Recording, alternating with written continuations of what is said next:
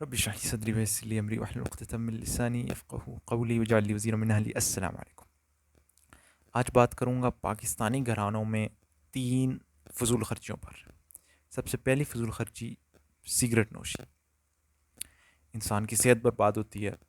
जो सिगरेट बनाने वाला है उसने ख़ुद उस पर इतनी अजीब व गरीब तस्वीर बनाई होती है, जबकि वो ख़ुद यानी मान रहा है कि इससे सेहत ख़राब होती है, फिर भी बेच रहे हैं, लोग ख़रीद रहे हैं।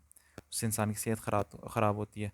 उसे माशरे में उठने बैठने में मुश्किल होती है, लोगों से दूर जाना पड़ता है सिगरेट पीने के लिए, घर वालों से दूर जाना पड़ता है, मुंह में बदबू पैदा होती है, उससे रिश्ते उसके मुतासर होते हैं, उस पर वक्त ज़ाया करना पड़ता है, अकेले जाके पीना पड़ता है, और इस तरीके से उसके पैसे अपने ज़ाया हो रहे हैं और पैसे ज़ाया करके वो बाकी सारी चीज़ें ज़ाया कर रहा होता है। तो इंसान की सेहत भी जाती है, उसका माल भी जाता है, उसकी अच्छी खुशबू और जो उसका गेटअप है वो भी ख़राब होता है, उसके रिश्ते भी असर अंदाज होते हैं, उसका वक्त भी ज़ाया होता है इधर जाना, और बाज़ अवत दूसरों का भी वक्त ज़ाया करता है सिगरेट पीने के चक्कर में, लोगों को इंतज़ार करना पड़ेगा उसके लिए। तो इस तरीके से, और सिगरेट तो मैं ये कह रहा हूँ कि फ़िज़ूल ख़र्ची है, लेकिन ये एक एक कैटेगरी है जो जिसको सिगरेट रिप्रेजेंट कर रही है। कैटेगरी क्या है? वो तमाम चीज़ें जो वेप्स इसमें आ गई, तमाम नशावर चीज़ें, बाकी तमाम वो चीज़ें जो इंसान को नुकसान देती हैं लेकिन फिर भी वो उन्हें इस्तेमाल करता है, वो इस कैटेगरी में आती है, इस फ़िज़ूल ख़र्ची में आती है। सिगरेट को उसको मैंने यहाँ पे एक मतलब एक सामने मिसाल के तौर पर रखा। दूसरी चीज़ जो हम पाकिस्तानी घरानों में एक फ़िज़ूल ख़र्ची है, और वो है शेविंग एक्सेसरीज़, यानी वो लोग जो क्लीन शेव करते हैं, अपनी दाढ़ी मुंडवाते हैं। तिरमिज़ी की हदीस 2757 है ग़ालिबन, कि रसूलुल्लाह सल्लल्लाहु अलैहि वसल्लम ने इस दाढ़ी छोड़ने को या दाढ़ी रखने को फ़ितरत के कामों में से कहा। बाकी जो काम है फ़ितरत के, उनमें से दाढ़ी को भी कहा। तो जब इंसान क्लीन शेव करता है तो वो अपनी ही फ़ितरत को मस्क मस्क कर रहा होता है। उसे अल्लाह ताला ने एक फ़ितरी तौर पे आदमी बनाया, वो अपने चेहरे को एक औरत के चेहरे से मुशाबहत दे रहा होता है। वो अपने अंदर जो एक आदमी की आदमियत होती है, और जिसके अंदर जो है दाढ़ी के ज़रिए उसको बड़ा हिकमत वाला समझा जाता है, जो बड़ा उसके अंदर एक वक़ार, और इसके अंदर जो अ, उसकी फ़ितरत जो होती है, उसकी कुदरती जो नेचुरल डिस्पोज़िशन होती है, वो उसको ख़राब करता है जब वो शेव करता है। ज़ाहिर बात है उसके साथ उस शेविंग एक्सेसरीज़, शेविंग क्रीम और शेविंग पता नहीं क्या-क्या चीज़ें लोग इस्तेमाल करते हैं, उस पर इतना पैसा खर्च करते हैं।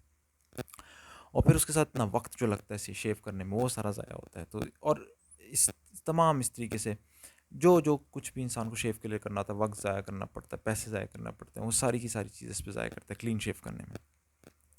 और जो तीसरा आइटम, और ये शायद कुछ लोगों को बात हज़म ना हो, लेकिन एक चीज़ इस पे वक्त पैसा ज़ाया होता है, वो है चाय। अब पाकिस्तानी घरानों में ख़ास तौर पे जिस तरीके से चाय बनती है, और चाय सिर्फ चाय नहीं होती, फिर चाय के साथ इंसान को चाय के चाय के साथ चीनी भी चाहिए होती है, चाय के साथ क्रीम और दूध, और चाय के साथ बिस्किट भी, और चाय के साथ फिर चाय के कप भी, और पता नहीं क्या कुछ फिर साथ उसके अटैच हो जाता है। और फिर वो सिर्फ चाय वो नहीं रहती, तो उस पे जितना वक्त सर्व करना पड़ता है। जो लोग ख़ास तौर पे दिन में कई कई दफ़ा चाय पीते हैं, चाय बनाने वालों को, अगर घर में औरतें बना रही हैं, उनको कितना अपना वक्त ज़ाया करना पड़ता है। कोई कहीं और वो अपना वक्त लगा सकती थी, और वो चाय सारा दिन खड़ी होकर चाय बनाते रहें। अच्छा, और उसके साथ फिर चाय के बहाने से जी चाय पर चाय पी लें, और चाय के बहाने 2-2 4-4 घंटे लोग अपने बातों में वक्त ज़ाया कर देते हैं। और सिर्फ चाय का मतलब यहाँ पे चाय नहीं है, और फिर चाय का ये भी नुकसान कि वो सारी चीज़ें जो अल्लाह ताला ने आपको बाकी वैरायटी दी है, उससे आप महरूम रह जाते हैं। जैसा कि जूसेज़ हैं, फलों के जूसेज़ हैं, कॉफ़ी, दूध, बाकी सारी चीज़ें हैं, वो जो शख्स दिन में बार बार चाय पीता है वो उन चीज़ों से महरूम रह जाता है फिर। तो चाय सिर्फ चाय नहीं है, कोई भी ऐसी चीज़, अगर चाय को भी आप एक दो दफ़ा पी लें हफ्ते में, या इस तरीके से इधर उधर, जस्ट एज एक कुदरती चीज़ जो आपको दस्तयाब है, ठीक है। लेकिन अगर आप उसको ऐसी आदत बना लें जिसकी वजह से आप बाकी सारी चीज़ें छोड़ दें, तो चाय बेसिकली रिप्रेजेंट करती है उस कैटेगरी ऑफ चीज़ों की जो शायद नुकसानदेह तो ना हो, लेकिन उसकी वजह से आप दूसरी कैटेगरी ऑफ चीज़ें और दूसरी वैरायटी को ट्राई नहीं करते। जैसा एक शख्स है वो रोज़ एक ही चीज़ खा रहा है और बाकी सारी वैरायटी से महरूम रह रहा है। या चाय उन चीज़ों को रिप्रेजेंट कर रहा है जो आप छोड़ते नहीं चीज़ें, जिसकी वजह से आप प्रोग्रेस नहीं आगे करते। जैसे एक पुराना ख्याल है, बचपन का ख्याल है, वही लेके आप चल रहे हैं, बचपन का तरीका, या एक पुरानी गाड़ी है उसको आप छोड़ेंगे नहीं, बस उसी को लेके चलेंगे, खौ बेहतरीन उससे ज़्यादा बेहतर गाड़ियाँ मौजूद हैं, लेकिन आपको बस उसी गाड़ी से प्यार है, आप उसकी वजह से आगे नहीं बढ़ेंगे, प्रोग्रेस नहीं करेंगे। या बाज़ औक़ात जिस तरह हमारे माशरे में ये बात है कि जी अब ये ऐसी रिवायती डिग्रियाँ पुरानी हो गई हैं, लेकिन एक शख्स लेके चलता रहेगा, नहीं जब डिग्री हासिल करूँगा, ख्वाह मुझे इससे कुछ सीखने को मिले या ना मिले, वो आगे नहीं बढ़ेगा। तो वो तमाम वो चीज़ें इस पे हम पैसा खर्च खर्च करते हैं। चाय को मैंने मिसाल के तौर पे रखा, क्योंकि वो भी ऐसी चीज़ है जो उम्मत के अंदर वक्त भी ज़ाया करती है, हमारे रिसोर्सेज भी ज़ाया करती है, और हम उस पर बैठ के टाइम भी ज़ाया करते हैं। पर बहरहाल तमाम ऐसी चीज़ें इंसान की ज़िंदगी में जो उसकी तमाम सलाहियतें ज़ाया करें। तो ये 3 चीज़ें मैंने आपके सामने रखी। ये 3 की 3 चीज़ें हमारी ज़ाती ज़िंदगी से इनका ताल्लुक़ है। सिगरेट, क्लीन शेव और चाय, हर इंसान की अपनी ज़ाती ज़िंदगी से इसका ताल्लुक़ है, राइट? ये कोई पब्लिक स्फेयर में नहीं होता है, घर के अंदर सारी चीज़ें इस्तेमाल होती हैं, चाय, क्लीन शेविंग और ये सिगरेट वगैरह। हर इंसान अपनी ज़ाती ज़िंदगी में इनको इस्तेमाल में लाता है। तो ये तो आसान है कि हुकूमतों पे इल्ज़ाम लगा देना कि हुकूमत ने क्यों इन चीज़ों की जो तिजारत जायज़ की हुई है, और की गलतियाँ हुकूमत की गलतियाँ अपनी जगह, लेकिन हमें अपनी भी तो ज़ाती ज़िम्मेदारी लेनी है ना चीज़ों के लिए।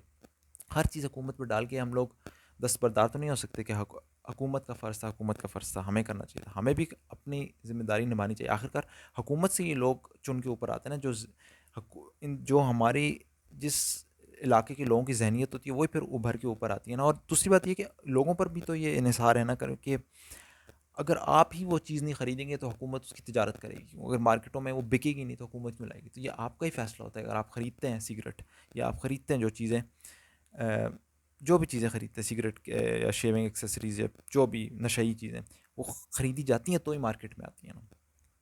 और फिर एक आखिरी मैं आपको एक मिसाल देता हूँ, ये दीवार की।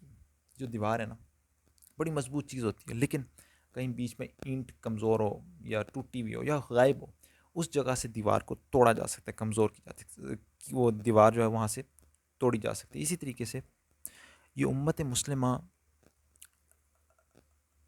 उन उन नुक्तों पर कमज़ोर होती है, उन अफराद के नुक्तों पर कमज़ोर होती है जो अफराद ख़ुद अपना वक्त बर्बाद करते हैं, अपनी सेहत बर्बाद करते हैं, अपना टैलेंट, अपना स्किल, अपनी सलाहियतें खुद बर्बाद करते हैं, सिगरेट पी पी के, अपना वक्त ज़ाया कर करके, फ़िजूल चीज़ों में अपनी फ़ितरत मस्ख़ करके। जो ख़ुद अपना वक्त, सलाहियतें, हर चीज़, अपना पैसा बर्बाद ख़ुद कर रहे हो, वहाँ वहाँ उम्मत जो है कमज़ोर होती चली जाती है। वो अफराद वो नुक्ता बन जाते हैं जहाँ उम्मत की मज़बूत दीवार कमज़ोर होना शुरू हो जाती है। तो उम्मत को मज़बूत रखने के लिए हर फ़र्द के लिए ज़रूरी है कि वो अपना रोल प्ले करे। और इसके लिए आखिर में, बिल्कुल वीडियो के आखिर में, इकबाल के चंद अशार आपके सामने रखूँगा कि उम्मत की जो मौजूदा हालत है, सबसे पहले उम्मत की मौजूदा हालत आपके सामने रखूँ।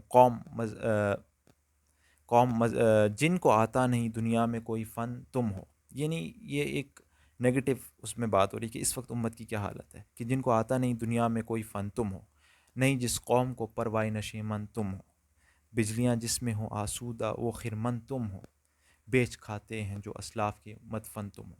लेकिन अब उम्मीद की बात कि उम्मत को आगे किस तरफ बढ़ना चाहिए और उम्मत के अंदर क्या सलाहियतें छुपी हुई हैं लेकिन वो उसको खुद ब खुद यानी अपने पोटेंशियल को रियलाइज़ नहीं करती कि मैं कितनी ताकतवर चीज़ हूँ। उसके लिए ये इकबाल की नज़म जवाब शिकवा से, चश्म अक़वाम से मख़फ़ी है हक़ीक़त तेरी, है अभी महफ़िल हस्ती को ज़रूरत तेरी। अपने आप को ज़ाया ना करो, यू हैव द पोटेंशियल। चश्म अक़वाम से मख़फ़ी है हक़ीक़त तेरी, है अभी महफ़िल हस्ती को ज़रूरत तेरी। ज़िंदा रखती है ज़माने को हरारत तेरी, कौकब क़िस्मत इम्कान है खिलाफ़त तेरी। वक्त फ़ुर्सत है कहाँ, काम अभी बाकी है, नूर तौहीद का इत्माम अभी बाकी है। और आखिर में वो शेर जो हर इंसान को अपनी ज़िम्मेदारी, अपनी जगह अपने आप को ज़िम्मेदार समझना चाहिए कि अफराद के हाथों में है अक़वाम की तक़दीर, हर फ़र्द है मिल्लत के मुक़द्दर का सितारा। सुब्हानकल्लाहुम्मा व बिहम्दिका अशहदु अल्ला इलाहा इल्ला अंता अस्तग़फिरुका व अतूबु इलैक।